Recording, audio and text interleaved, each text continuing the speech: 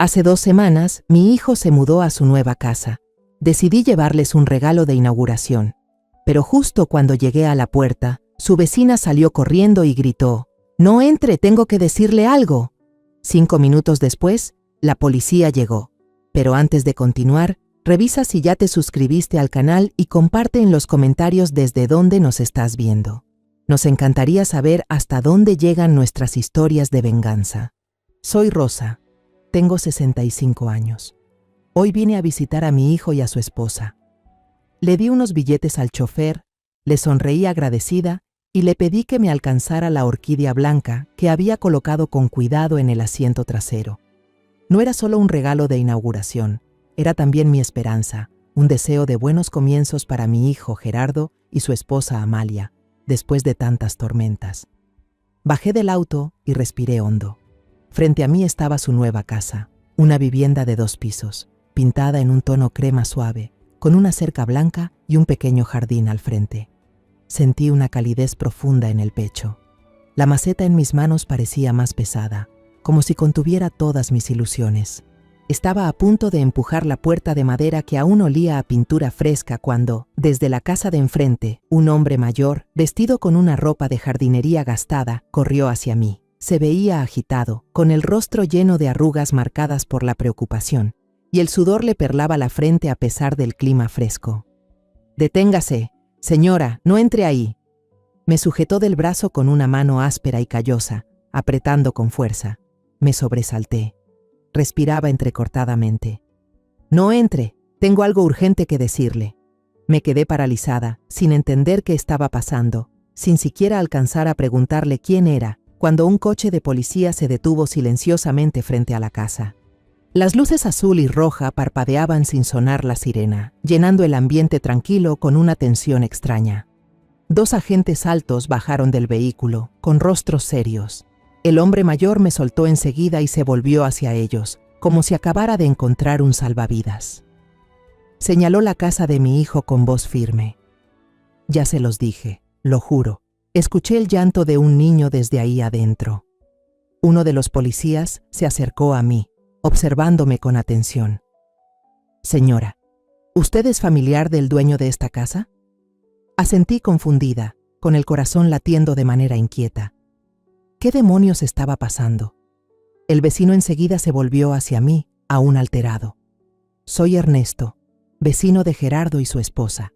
Estos días he escuchado el llanto de un niño, suave pero constante, que viene de su casa, pero sé perfectamente que ahí no hay niños.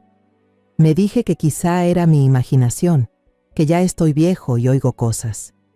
Pero esta mañana el llanto era desgarrador. No pude ignorarlo más. Fui a tocar el timbre, golpeé la puerta varias veces, pero nadie respondió.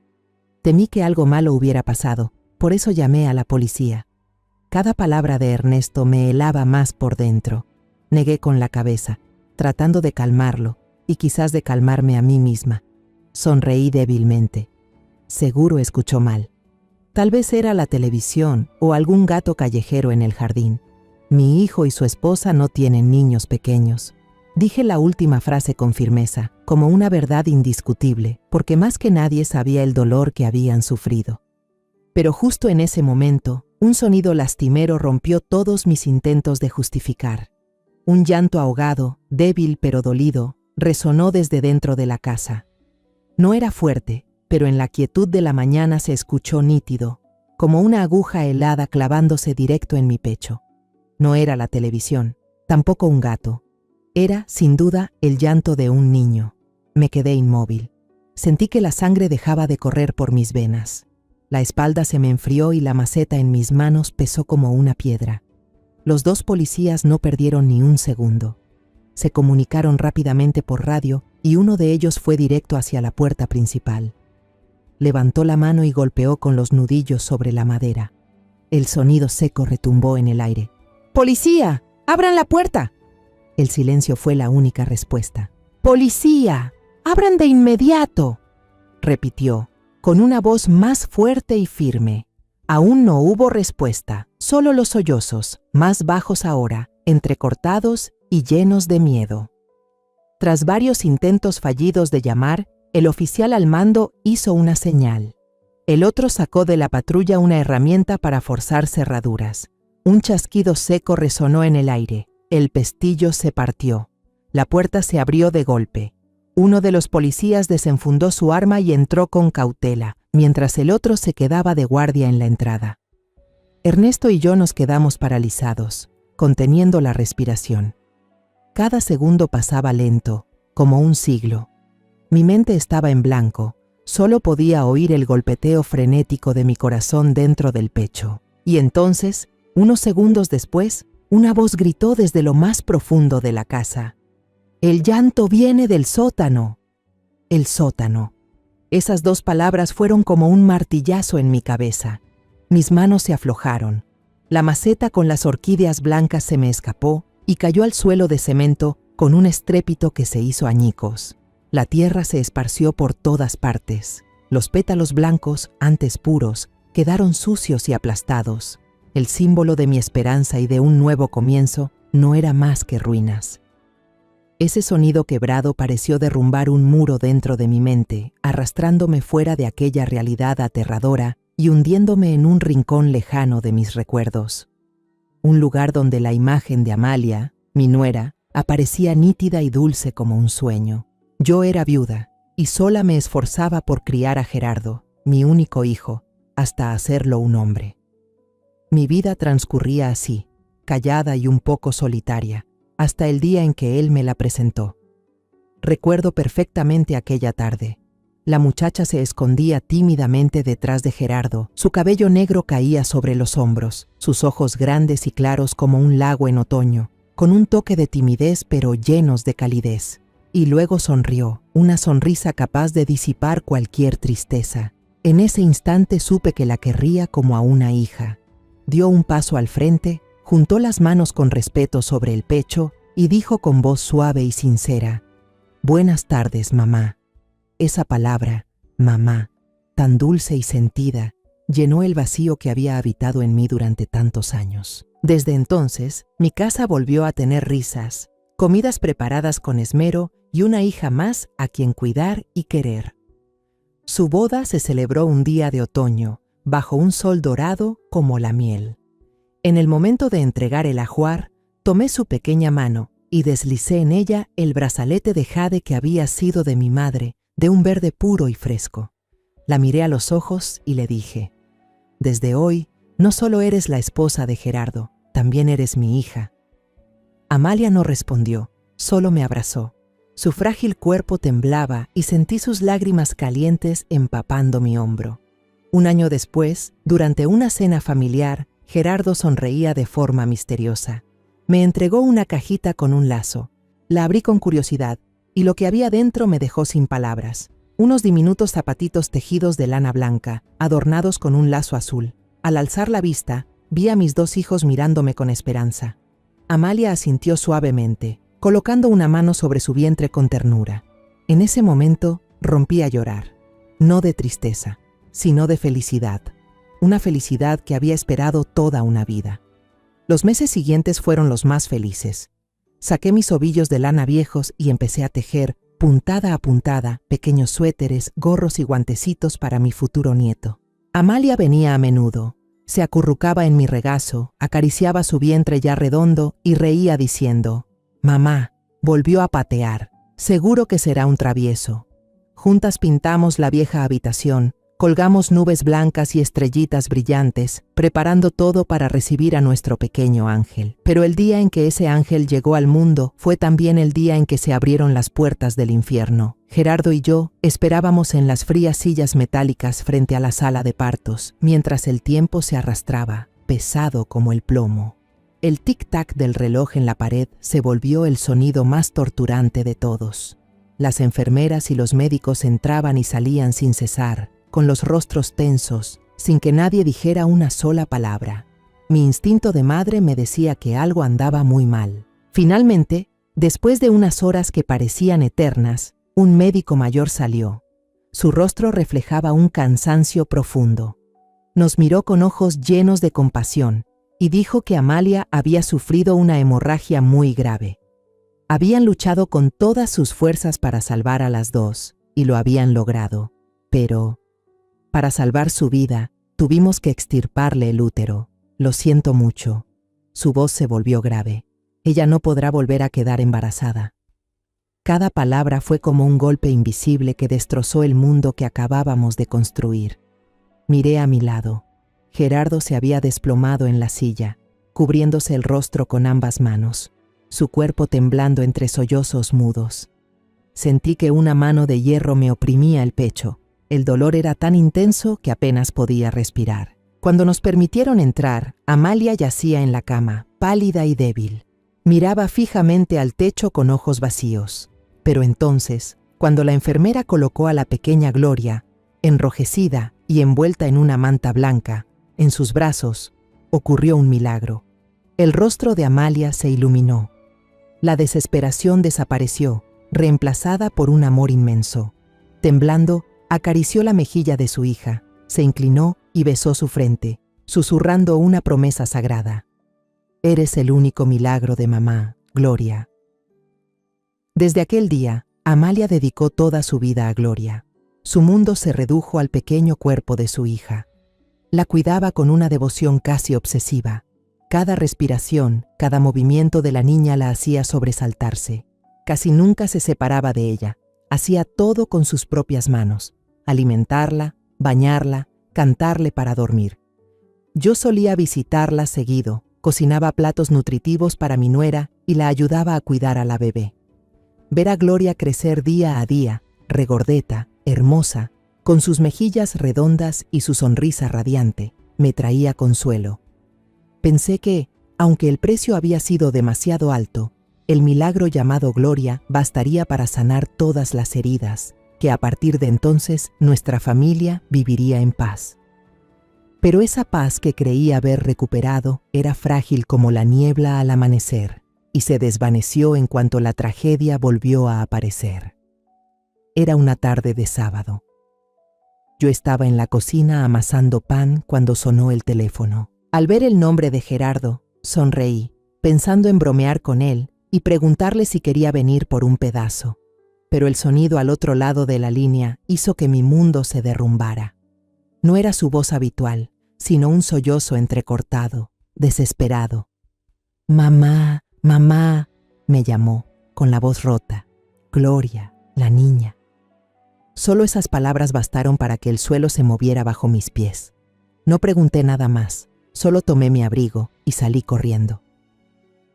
Durante todo el camino al hospital, en mi cabeza solo resonaban los sollozos de mi hijo.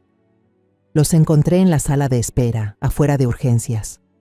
Gerardo estaba encorvado, con la cara entre las manos, los hombros temblando sin cesar.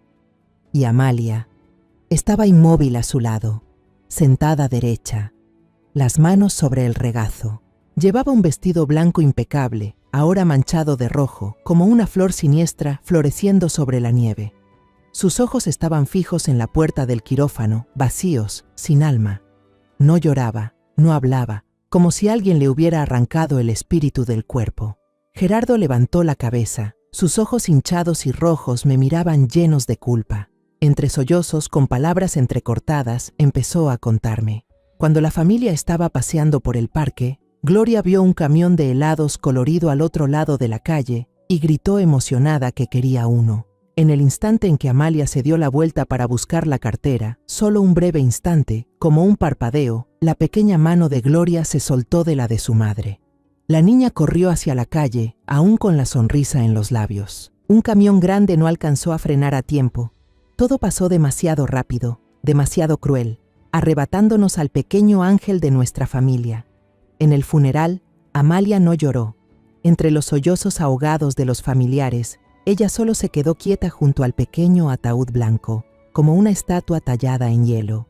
Su mirada ya no se posaba en nada, perdida en un lugar donde solo existían ella y un dolor imposible de nombrar. Los días siguientes se encerró en el cuarto de Gloria. La habitación que alguna vez decoramos con alegría se convirtió en un mausoleo de recuerdos. Se quedaba sentada en el suelo, abrazando el osito de peluche desgastado de la niña, sin comer, sin beber, sin pronunciar palabra. Gerardo tuvo que volver al trabajo después de una semana. Lo hizo con el corazón hecho pedazos y un miedo constante. Temiendo que su esposa hiciera algo terrible estando sola, empaqué algo de ropa y me mudé con ellos.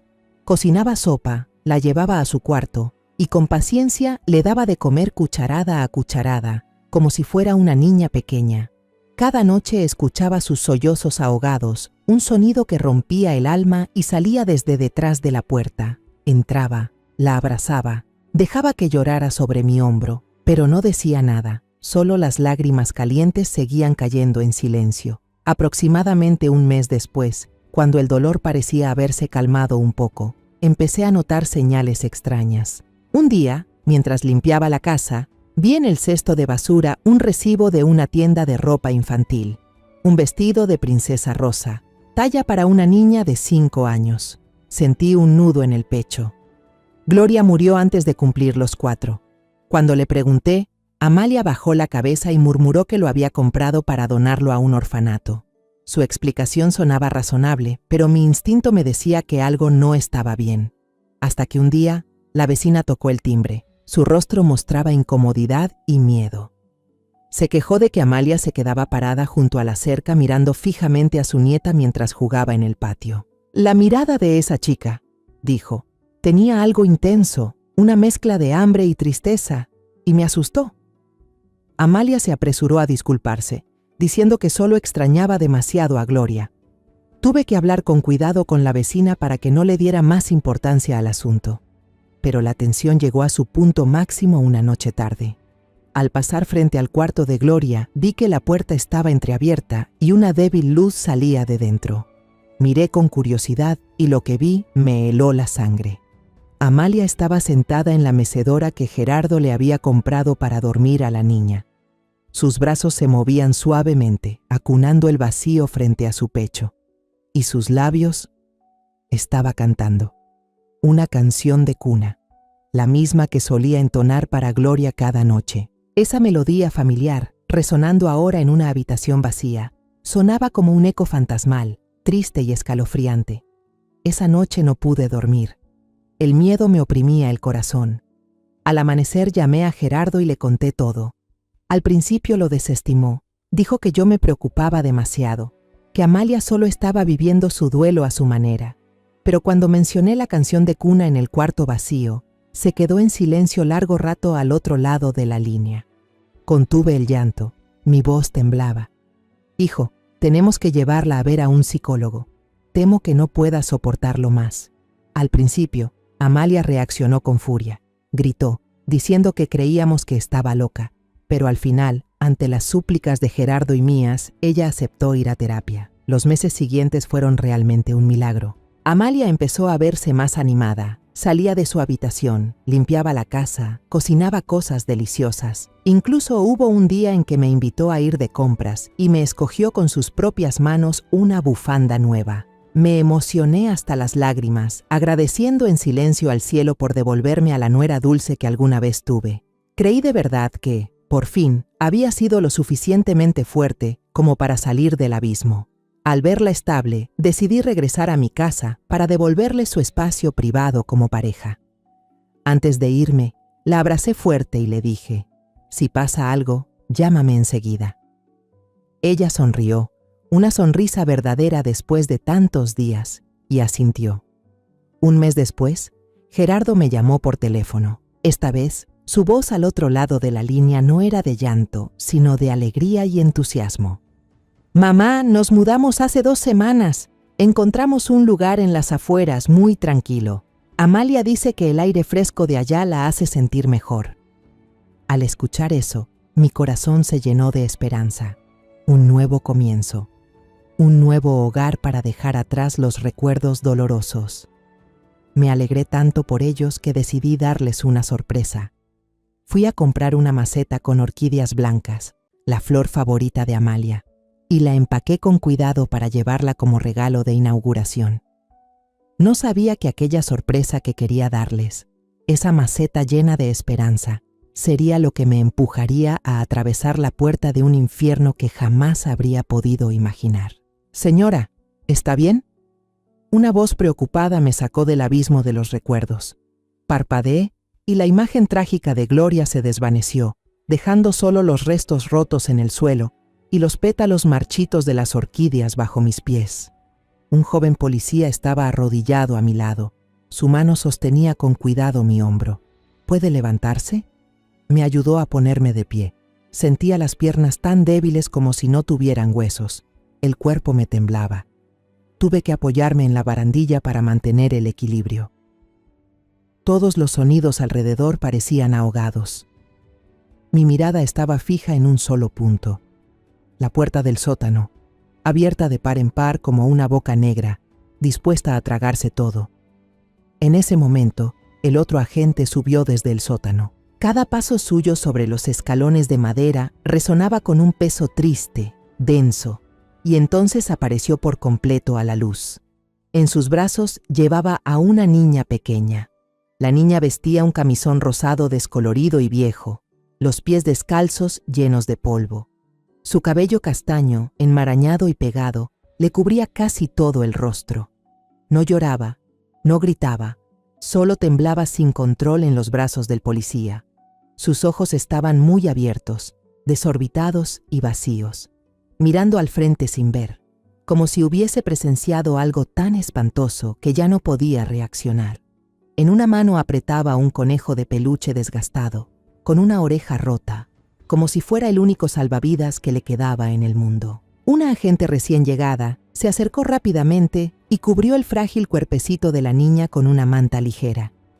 Ella se volvió hacia mí, su voz intentando mantener la calma profesional, aunque pude notar el temblor detrás de las palabras. «Señora, ¿reconoce a esta niña?» Me quedé mirando el rostro sucio de la pequeña, sus ojos grandes, la frente ancha, la barbilla menuda.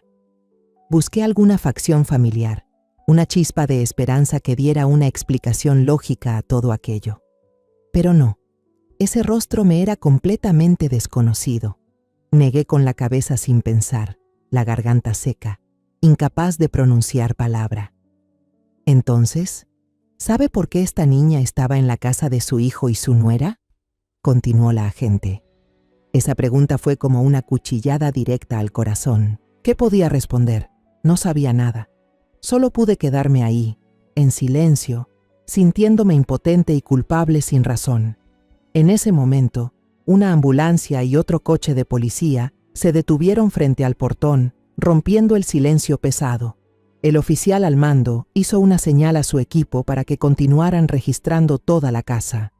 Minutos después, otra voz resonó desde el sótano, firme y fría, informando a su superior. «Señor, aquí abajo hay un colchón delgado sobre el suelo de cemento, algunas prendas de ropa infantil, varias cajas de comida enlatada y botellas de agua. También hay una basinica de plástico. Todo indica que alguien ha estado viviendo aquí por bastante tiempo». Cada palabra que decía era como un golpe invisible directo a mi cabeza. Esas frases, unidas, dibujaban una imagen aterradora de encierro, de una vida privada de la luz del sol. Esto no era un accidente, era algo planeado con intención. La agente intentó hablar con la niña, con una voz tan suave como pudo. «¿Cómo te llamas? No tengas miedo, te vamos a ayudar». Pero la pequeña solo negó con fuerza, escondiendo su rostro bajo la manta, encogida como un animalito herido. Decidieron llevarla al hospital de inmediato para revisar su salud y tranquilizarla. La ambulancia se alejó despacio, llevándose el terrible secreto recién descubierto fuera de aquella calle tranquila. Yo me quedé inmóvil, mirando el vehículo hasta que desapareció tras la curva. Mi mente era un torbellino de preguntas sin respuesta. Un escalofrío recorrió mi espalda. Temblando, saqué el teléfono de mi bolso y con dedos entumecidos marqué el número de Gerardo. El tono de llamada sonó, cada pitido largo y lento, devorando la última chispa de esperanza que me quedaba. «El número que usted ha marcado no se encuentra disponible». La voz fría del buzón cortó cualquier intento. Mi corazón se hundió. Quizá estaba en una reunión, me dije, tratando de tranquilizarme, mientras marcaba el número de Amalia. Sonó una vez, 2 veces, 3. El timbre seguía insistente, prolongado y desesperado, perforando el silencio de la tarde. Contuve el aliento, rezando para que contestara, para que me diera una explicación, aunque fuera absurda. Pero tras varios tonos, el teléfono se apagó. Nadie respondió. El silencio desde ambos lados de la línea se volvió insoportable, y una sensación de terror me fue envolviendo el pecho, apretando mi corazón con fuerza. ¿Dónde estaban? ¿Por qué ninguno contestaba justo ahora? ¿Y la niña encerrada en el sótano? ¿Quién era en realidad? El oficial al mando se acercó a mí y al señor Ernesto. Su rostro ya no mostraba sorpresa, sino la seriedad de alguien que teme lo peor. Con voz grave y firme dijo: «Señora, señor, necesitamos tomar sus primeras declaraciones. Por favor, siéntense un momento aquí». Señaló el banco de madera del porche, el mismo donde yo había imaginado a Gerardo y Amalia leyendo juntos. Caminé tambaleándome y me dejé caer en el asiento. Sentía como si toda mi energía se hubiera drenado, dejándome vacía. El señor Ernesto se sentó a mi lado, con sus manos ásperas de jardinero entrelazadas sobre las rodillas. El banco crujía levemente, con un sonido triste y melancólico. Un joven policía sacó una libreta y un bolígrafo. Se sentó frente a nosotros y comenzó a interrogar al señor Ernesto primero. ¿Podría contarnos con detalle lo que ha visto y escuchado estos últimos días, señor? El hombre carraspeó, su mirada perdida en la puerta abierta de la casa, como si intentara unir piezas de un rompecabezas extraño. Todo comenzó hace poco más de una semana, justo después de que el matrimonio de Gerardo se mudó. Cada noche, joven, sin falta. A eso de las 10, cuando todo el vecindario ya estaba en silencio, yo escuchaba un canto de cuna suave que venía de esa casa de al lado. ¿Un canto de cuna?, repitió el policía mientras escribía sin parar. Sí, una canción de cuna muy familiar. Sentí que el corazón se me detenía un instante. Él continuó. Era una voz de mujer, muy baja, apenas un susurro, pero como las noches aquí son tan tranquilas, se oía clarito. La melodía se repetía una y otra vez. Pero lo extraño era que, a veces, entre la canción, se escuchaba el llanto ahogado de un niño. Un llanto contenido que enseguida era acallado, como si alguien tuviera miedo de que lo oyeran desde afuera. Se me hizo un nudo en la garganta. La canción de cuna conocida. El llanto silenciado.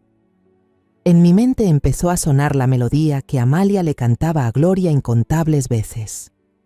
Una melodía tierna, llena de amor, que ahora, en boca de don Ernesto, se había convertido en un sonido siniestro y perturbador. Hace unos días, siguió él, sacándome de mis pensamientos, vi al joven Gerardo llegar a casa. Cuando salió al jardín a regar las macetas nuevas, me acerqué a saludarlo. Le pregunté directo: ¿tienen visita? ¿Un niño quizá? Él sonrió, una sonrisa cansada, pero sin darle importancia. Me dijo: claro que no, don. Seguro oyó mal la tele de algún vecino. Nosotros no tenemos hijos. Lo dijo tan convencido que preferí callar. Pensé que tal vez ya estoy viejo y oigo cosas que no son. Al oír eso, me invadió una mezcla de tristeza y desilusión. Gerardo, mi hijo, había sido advertido, pero lo desestimó. Estaba tan absorto en su trabajo, en sus propios problemas, que no se dio cuenta del torbellino que se gestaba dentro de su propio hogar. Pero esta mañana ya no hubo lugar para dudas. La voz de don Ernesto se volvió firme, sus ojos reflejaban determinación. Estaba podando mis rosales cuando escuché un grito desgarrador. Era la voz de un niño, clara y desesperada. Gritó: «¡Ayuda! ¡Ayuda!». Solo 2 palabras, y enseguida se hizo silencio, como si alguien le hubiera tapado la boca. Fue en ese momento que supe que no podía seguir esperando. El joven policía levantó la mirada de su cuaderno. Antes de eso, además del canto y el llanto, ¿notó algo más extraño? Don Ernesto asintió, pensativo. Sí, la semana pasada también se escuchó un grito, pero era de adulto, la voz de Amalia. Un grito agudo, lleno de miedo. Me preocupé. Pensé que discutían o que había un ladrón, así que pedí a un agente que patrulla por aquí que se acercara a revisar. Contuve la respiración. Ella misma abrió la puerta, contó él. Parecía tranquila, incluso sonrió y dijo: «Ay, perdón por asustarlo, don. Vi una cucaracha enorme y me puse a gritar». Lo dijo muy natural, pero hubo algo raro. Se quedó parada justo en el umbral, solo entreabrió la puerta sin dejar que nadie viera el interior. Como no había señales de problema, el agente se fue. El testimonio de don Ernesto terminó. Recordé que Amalia siempre había tenido pavor a los insectos. Su explicación sonaba perfecta. Pero ahora, en este contexto, esa perfección era lo más inquietante. Era una mentira cuidadosamente planeada. Don Ernesto me miró. Sus ojos ya no mostraban susto, sino lástima, comprensión y una convicción inamovible. Habló en voz baja, pero lo suficiente para que el policía y yo lo oyéramos. «Yo sé que algo muy raro pasa en esa casa, señora. El presentimiento de un viejo nunca se equivoca». El oficial al mando le agradeció con cortesía y le permitió retirarse. Él asintió, me lanzó una mirada llena de compasión y cruzó la calle lentamente, con paso pesado. La pequeña calle volvió a sumirse en un silencio aterrador. Solo quedábamos yo, algunos policías que seguían registrando el lugar y una verdad horrible que aún se escondía detrás de un velo de misterio. Me senté sola en el columpio. Se balanceaba suavemente con el viento, emitiendo un crujido triste y lastimero, como el suspiro de la propia casa. Cada detalle del relato del señor Ernesto se clavaba en mi mente como fragmentos de vidrio, afilados y dolorosos. La canción de cuna, el llanto acallado, la mentira sobre la cucaracha y el grito desesperado pidiendo ayuda. Todo se mezclaba en un torbellino caótico que destrozaba cualquier fe, cualquier esperanza que había intentado mantener. Creí que Amalia lo había superado, pero quizás nunca logró escapar realmente del fantasma del pasado. Solo nos estaba arrastrando más profundo hacia él. En ese momento, el joven policía que había acompañado a la niña hasta la ambulancia regresó. Caminaba rápido, con pasos largos y decididos, el rostro mucho más serio que antes. No dijo nada. Fue directo hacia el oficial al mando que estaba cerca de la puerta y le mostró algo en la pantalla de su tableta. El comandante entrecerró los ojos, observó con atención. Noté un pequeño tic en su rostro antes de que levantara la vista y me mirara directamente. Su mirada ya no era profesional ni distante, sino una mezcla extraña de determinación, compasión y algo que se parecía a una advertencia. No dijo una palabra, solo hizo un gesto con la cabeza para que el joven policía hablara conmigo. El agente se acercó a mí y cada paso suyo se sentía como si aplastara mi pecho. Se detuvo frente a mí, respiró hondo, buscando valor. Su voz tembló un poco, como si eligiera con cuidado las palabras menos crueles posibles. «Señora, acabamos de comparar la información del hospital». Hizo una pausa. «La niña encontrada en el sótano coincide con un reporte de una menor desaparecida». Mis oídos zumbaban. Todo sonido alrededor se desvaneció. Solo escuchaba el golpeteo frenético de mi corazón.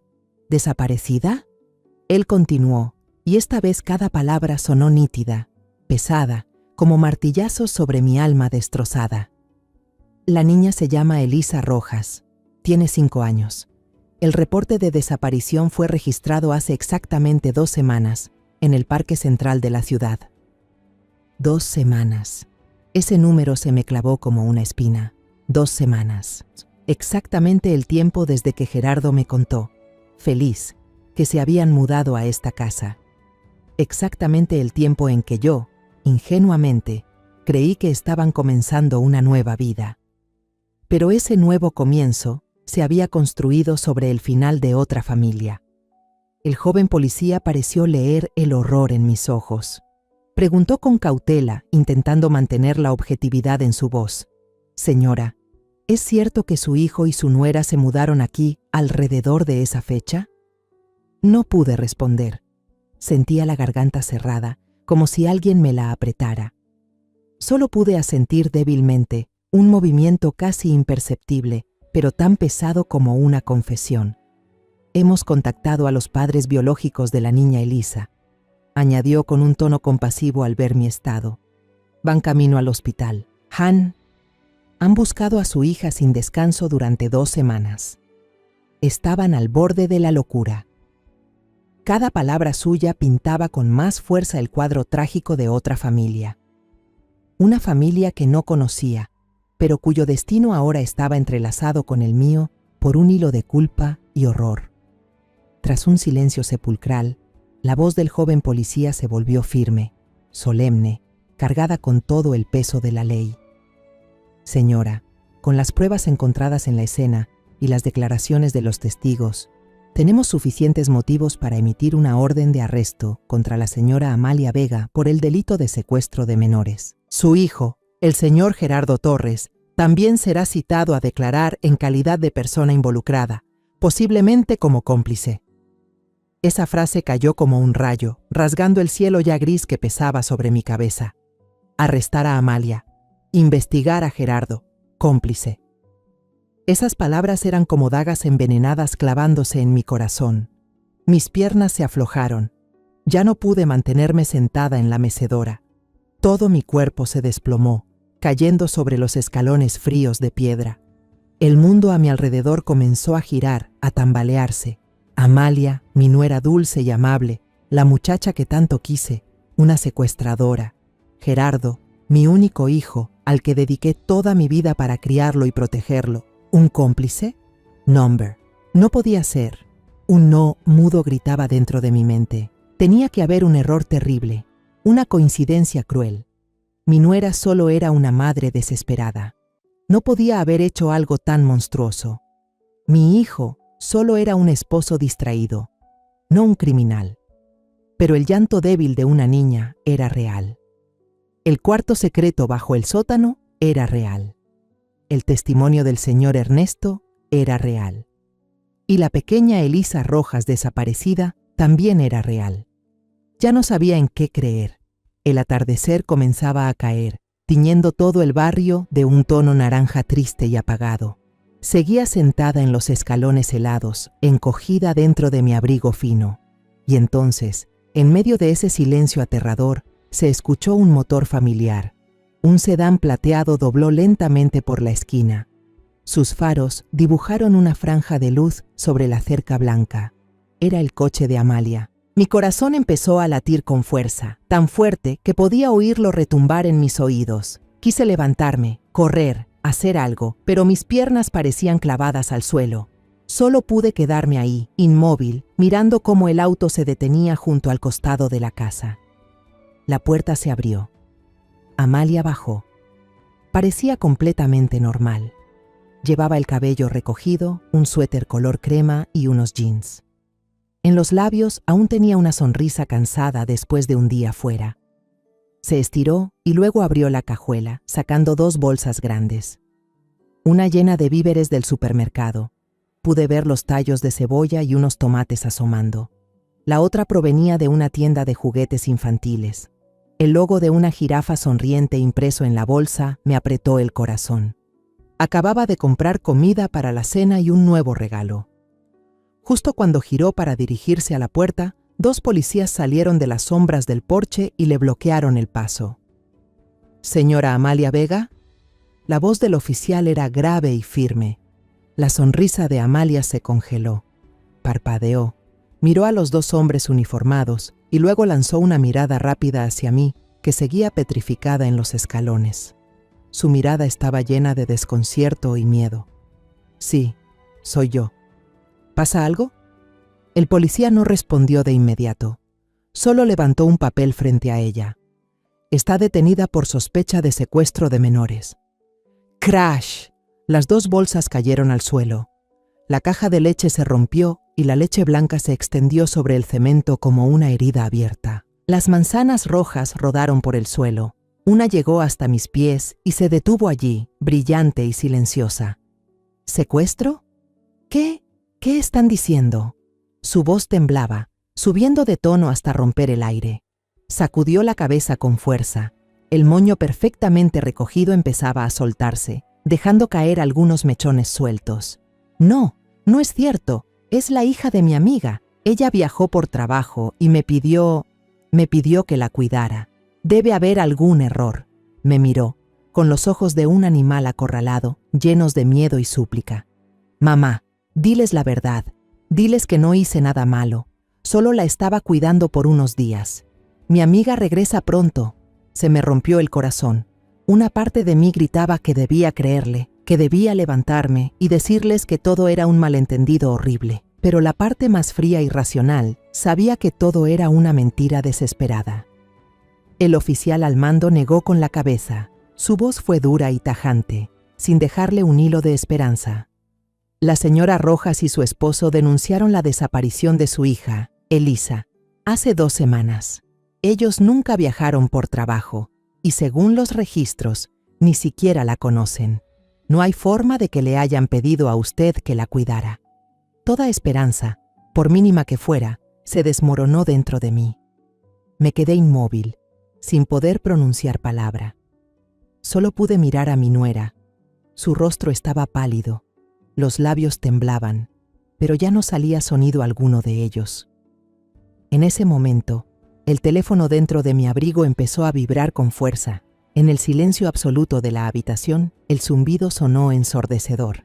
Temblando, lo saqué del bolsillo. En la pantalla aparecía el nombre Gerardo. Como si me aferrara a un salvavidas, respondí con voz temblorosa. «Mamá, perdón, la reunión se alargó más de lo esperado. Te llamé varias veces pero no me contestaste. ¿Querías decirme algo? ¿Todo bien en la casa nueva?»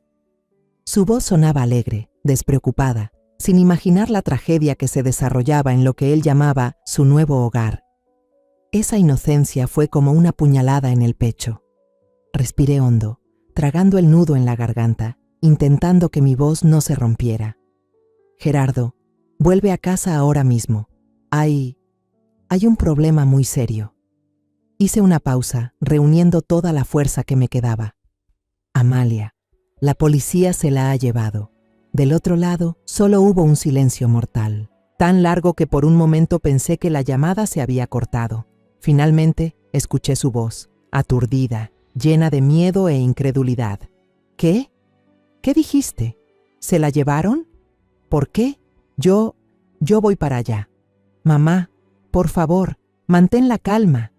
La llamada se cortó. Frente a mí, le colocaron las esposas a Amalia.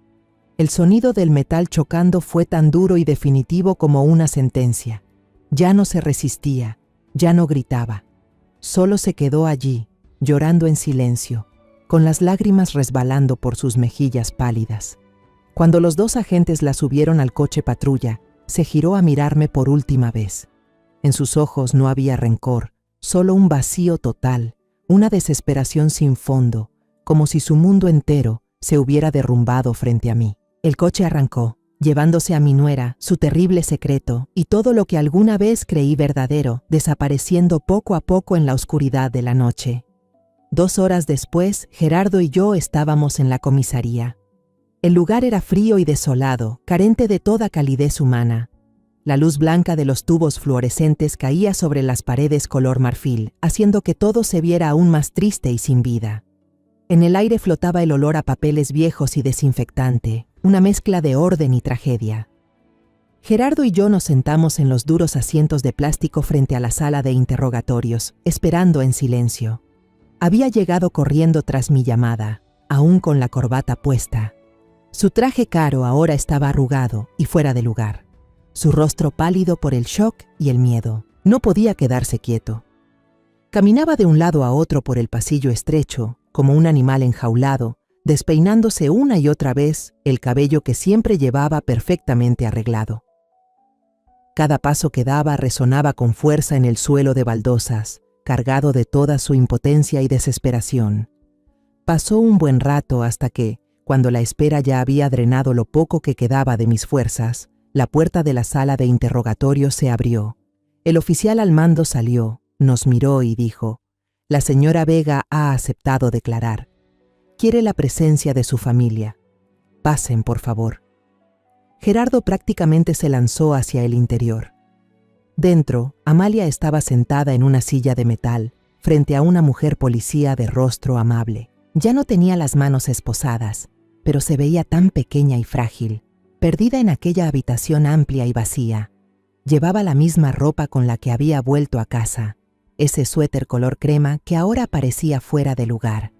Gerardo corrió hacia su esposa, intentando tomarle la mano, pero otro policía lo detuvo con suavidad. Por favor, manténgase tranquilo. La mujer policía le habló a Amalia con voz suave, como si se dirigiera a una niña perdida. ¿Podría contarnos por qué la pequeña Elisa estaba en su casa? Amalia levantó lentamente la cabeza. Sus ojos estaban rojos e hinchados de tanto llorar, pero ya no mostraban la desesperación enloquecida de antes. En su lugar había una calma extraña, un silencio aterrador, como la superficie quieta de un lago. No miró a la policía, me miró directamente a mí y con voz temblorosa pero clara, cada palabra se me clavó en el corazón. Esa niña es Gloria. La habitación entera se sumió en un silencio absoluto. Solo escuchaba un zumbido en mis oídos. Yo no secuestré a nadie, continuó, con una convicción absurda. Solo traje a mi hija de vuelta a casa. La vi sola en el parque. Estaba perdida. Seguramente tenía miedo porque yo no llegaba a recogerla. Esas palabras, tan ingenuas y tan locas, derrumbaron por completo el mundo de Gerardo. Mi hijo quedó paralizado. Luego inclinó la cabeza sobre la mesa, los hombros temblando en un llanto silencioso y desgarrador. Sentí un dolor punzante en el pecho, como si algo me atravesara. Ella no estaba mintiendo. En su mundo, en su mente destrozada por el dolor, eso era la verdad. Amalia realmente se había perdido dentro de su propio sufrimiento. Después, una psicóloga fue invitada a hablar con nosotros en otra sala, mientras Amalia era llevada lejos. La mujer tenía unos ojos bondadosos y una voz cálida. Nos relató el testimonio de la pequeña Elisa, una vez que la niña se calmó en el hospital. Era la verdad desde la perspectiva de otra madre, la verdadera madre de la niña. Dijo: hace 2 semanas, mientras jugaba sola cerca del tobogán del parque, Elisa conoció a la señora Amalia. Ella se le acercó, sonrió y le ofreció una paleta de colores, diciéndole que la llevaría a comprar una muñeca muy bonita, más bonita que la que tenía en las manos. Elisa contó que, después de terminar la paleta, empezó a sentirse muy somnolienta. Cuando despertó, ya estaba en una habitación oscura y fría. La psicóloga continuó, con voz llena de compasión. Amalia le enseñó a llamarla mamá. Cuando Elisa lloraba pidiendo a sus padres, Amalia no la regañaba, solo la abrazaba, la acariciaba y le decía: tus papás están trabajando muy lejos, pero no te preocupes, desde ahora yo cuidaré de ti. La niña no podía salir del sótano, pero Elisa dijo que mamá Amalia nunca la golpeó ni le hizo daño. Al contrario, la bañaba, le peinaba el cabello, le leía cuentos y le cantaba canciones de cuna todas las noches. La forma en que la cuidaba era tan dulce, tan maternal, como si fuera su propia hija. Escuché aquello con la garganta hecha un nudo. Las lágrimas que había estado conteniendo desde la tarde comenzaron a caer sin control. En mi mente apareció la imagen de Amalia cepillándole el cabello con paciencia a una niña desconocida, tarareando la misma canción de cuna que solía cantar para Gloria. Sentí una mezcla de enojo, compasión y tristeza por ambas niñas, una que se había ido para siempre y otra que estuvo a punto de perderse también en el mundo retorcido de mi nuera. Gerardo levantó la cabeza. Sus ojos rojos me miraron llenos de desesperación y culpa. Ya no lloraba. Su voz, ronca y quebrada, apenas salía. Fue culpa mía. Todo fue culpa mía, mamá. Me tomó la mano, estaba helada. Si tan solo la hubiera cuidado más. Si hubiera notado las señales raras de las que me hablaste. Si no me hubiera obsesionado tanto con el trabajo. Si no la hubiera dejado sola luchando contra su propio demonio día tras día. Nada de esto habría pasado. Cada palabra suya era como un cuchillo clavándose en mi pecho, porque yo también tuve la culpa. Pensé que unos meses de terapia serían suficientes, que una casa nueva podría borrar todo. Fuimos ingenuos, ciegos ante una herida demasiado grande, demasiado profunda. Y ahora, toda mi familia debía pagar el precio. El día del juicio amaneció tan gris como mi corazón. La sala era amplia, revestida de madera oscura, con un aire solemne y tan frío que sentía que hasta mi respiración se congelaba. Gerardo y yo nos sentamos en la primera fila, reservada para los familiares del acusado. Mi hijo estaba rígido, tenso como una cuerda a punto de romperse.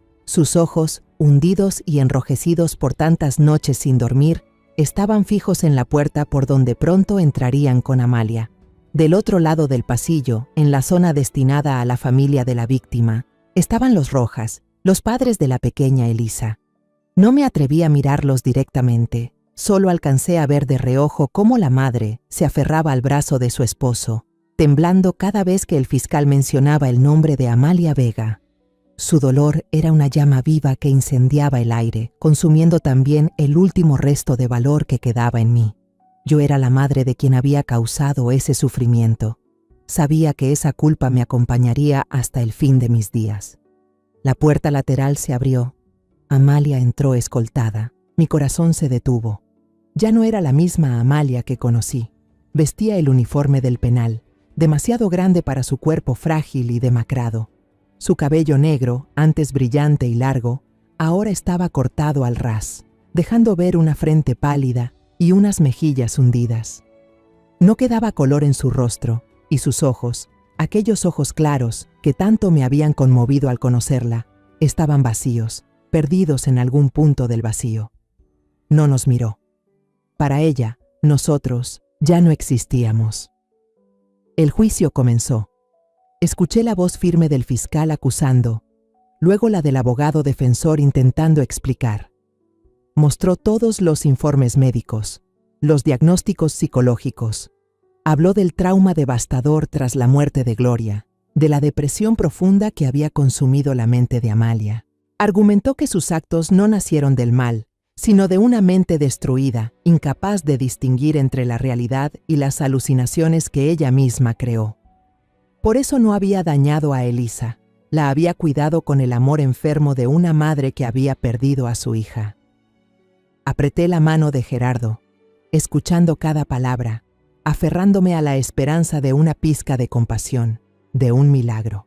Finalmente, el juez, un hombre mayor de rostro severo, comenzó a leer la sentencia. Su voz resonó por toda la sala, clara y sin una sola emoción. Después de considerar todas las circunstancias atenuantes desde el punto de vista psicológico y las agravantes por la gravedad del delito, el tribunal condena a la acusada Amalia Vega a 20 años de prisión por el delito de secuestro de menores. Al mismo tiempo, durante su tiempo en prisión, la acusada deberá someterse a tratamiento psiquiátrico obligatorio en un centro especializado hasta que haya un dictamen de estabilidad emitido por el Consejo Médico. El golpe seco del mazo resonó con frialdad sobre la mesa. Todo había terminado. 20 años, una sentencia definitiva. Gerardo se desplomó en el lugar, cubriéndose el rostro con las manos. Un sollozo ahogado, tan doloroso que partía el alma, brotó de su pecho. Cuando los dos policías escoltaban a Amalia y pasaban junto a nuestro banco, él se levantó de golpe y gritó, con la voz quebrada por las lágrimas: «Amalia, perdóname, perdóname, Amalia, no estuve contigo cuando más me necesitabas». Amalia, que hasta ese momento había caminado como una máquina sin alma, se detuvo por un segundo, solo un segundo. No volteó, pero vi sus hombros delgados temblar levemente. Asintió apenas, con un gesto casi imperceptible, y siguió caminando. Su pequeña y solitaria figura se perdió detrás de la pesada puerta de madera. Después del juicio, tuve que sostener a Gerardo, que estaba casi sin fuerzas, y llevarlo a sentarse en los escalones de piedra fría frente al tribunal. Se quedó allí, inmóvil como una estatua, con las lágrimas resbalando silenciosamente por sus mejillas hundidas. Lo dejé llorar, dejar salir todo el dolor y el arrepentimiento. Pasó un buen rato hasta que sus sollozos se calmaron. Entonces le pregunté en voz baja, la mía también ronca por el cansancio y la pena: «¿Por qué, Gerardo? ¿Por qué durante esas 2 semanas no supiste nada? ¿Dónde estabas?». Levantó la cabeza y me miró con culpa en los ojos. «Estaba de viaje, mamá. La empresa tenía un proyecto importante y me enviaron a supervisar una nueva sucursal.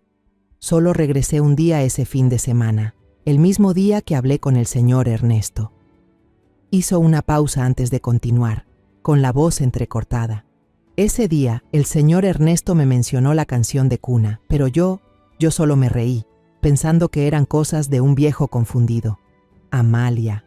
Ella seguía cocinando para mí, seguía sonriendo, preguntándome por el trabajo. No parecía diferente, solo un poco más callada. Fui tan ingenuo al creer que todo estaba bien, que ella se estaba recuperando. Apretó las manos con fuerza. Solo estuve en casa ese día y luego me fui de nuevo. Ni siquiera bajé al sótano, mamá. Lo miré a los ojos, sintiendo cómo el dolor, la decepción y la rabia se mezclaban dentro de mí. Has sido demasiado indiferente, Gerardo. Demasiado. Tu esposa perdió a su único hijo, perdió la capacidad de ser madre, y tú la dejaste sola, luchando contra el demonio dentro de ella. El crimen que cometió es imperdonable, pero nuestra culpa, la tuya y la mía, es no haber visto su sufrimiento antes. También la empujamos, sin darnos cuenta, hacia esta tragedia. Cada palabra que salía de mi boca era como una cuchillada, no solo en su corazón, sino también en el mío. Gerardo no respondió, solo guardó silencio mientras las lágrimas volvían a caer. Luego tomó mi mano. Su mano estaba helada como el mármol. De ahora en adelante, no dejaré que te sientas sola como Amalia, te lo prometo. Meses después, las últimas hojas del otoño cayeron, dando paso a los primeros vientos fríos del invierno. Gerardo decidió vender la casa en las afueras, donde cada rincón y cada escalón estaban impregnados de recuerdos horribles. No quiso conservar nada que pudiera recordarle aquella pesadilla. Empacó unas pocas pertenencias y se mudó conmigo a la vieja casa familiar donde había crecido.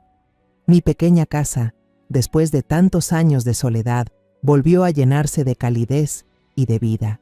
Mi hijo había cambiado. La promesa que me hizo afuera de los escalones del tribunal aquel día no fue una promesa vacía. Rechazó todos los viajes de trabajo largos, aunque eso pudiera afectar su carrera. A las 5 en punto de la tarde, volvía a escuchar el sonido de las llaves en la puerta, y Gerardo entraba, con una sonrisa algo forzada pero sincera. Un día lo vi enredado en la cocina, usando mi delantal y sosteniendo mi viejo cuaderno de recetas. Estaba intentando preparar una sopa de pescado agria, el plato que Amalia solía amar. El resultado fue una sopa terriblemente salada, pero al ver su torpeza y la mirada llena de esfuerzo en sus ojos, sentí un nudo en la garganta. Empezamos a cenar juntos cada día, en la vieja mesa que mi esposo nos había dejado. Hablábamos de cosas sin importancia, su trabajo, mis vecinas, el clima. Por primera vez en muchos años, después de vivir en la soledad de una madre viuda, sentí que ya no estaba sola. Nosotros, madre e hijo, estábamos aprendiendo a sanar juntos. Un domingo, el raro sol del invierno se colaba por la ventana. Me levanté temprano, preparé una olla de sopa de pollo y horneé algunos pastelitos. Los empaqué con cuidado en una canasta de mimbre y le dije a Gerardo que quería visitar a Amalia. Él estaba leyendo el periódico, se detuvo al oírme. En sus ojos apareció una tristeza profunda. Asintió. «Cuídese, mamá, mándele mis saludos». Hizo una pausa y continuó con voz ronca. «Y dígale que lo siento, no tengo el valor de mirarla a la cara». El centro de rehabilitación estaba en una zona rural tranquila, lejos del ruido de la ciudad. Había un jardín grande, lleno de flores y árboles. Amalia se veía mucho mejor de lo que imaginaba. Su piel tenía algo más de color. Su cabello, que antes estaba corto, ahora le había crecido y lo llevaba recogido con una pinza. Nos sentamos en un banco bajo una enredadera de bugambilias moradas. Le di la canasta. Ella la abrió y al ver el recipiente de sopa de pollo todavía tibia, una sonrisa débil pero real apareció en sus labios resecos. El de mamá siempre es el más rico. Nos quedamos en silencio un buen rato, escuchando solo el murmullo del viento entre las hojas. No sabía por dónde empezar, y tal vez ella tampoco. De pronto habló con una voz tan suave y frágil que temí que se desvaneciera con el aire. «Mamá, últimamente ya no escucho el llanto de Gloria en mis sueños». Miraba al vacío, con unos ojos claros pero perdidos. Tal vez la niña ya me perdonó. Extendí la mano y tomé la suya, delgada y helada, apretándola con ternura. El amor de madre dentro de mí se encendió, más fuerte que cualquier enojo o decepción. Gloria nunca estuvo enojada contigo, Amalia, le dije suavemente. Ella solo quiere que su mamá siga viviendo, que esté en paz. Quiere que te ames a ti misma, como tú la amaste a ella. Al oír eso, sus ojos se llenaron de lágrimas. Una gota cayó sobre el dorso de su mano, luego otra y otra más.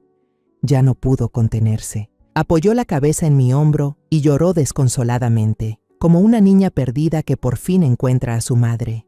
La abracé, acariciando su espalda temblorosa. Así nos quedamos, madre e hija, llorando juntas, lágrimas de dolor, de arrepentimiento y finalmente, de liberación. Esa tarde, de regreso a casa, le pedí al chofer que me llevara al cementerio de la ciudad. Coloqué un ramo de crisantemos blancos sobre la pequeña tumba de Gloria y encendí una vela. La llama titilaba, bailando en el viento de la tarde, cálida y viva.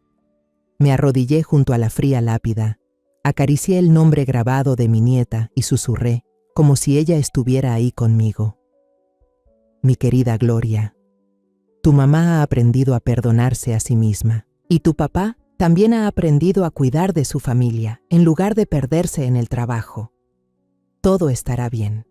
Desde allá arriba, sigue cuidando de tu madre y de tu papá, por favor.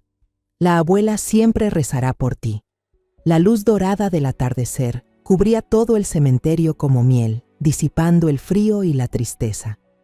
Una brisa suave pasó, haciendo que las hojas de los árboles se movieran con un leve susurro, y entre ese sonido me pareció escuchar la risa clara de un niño.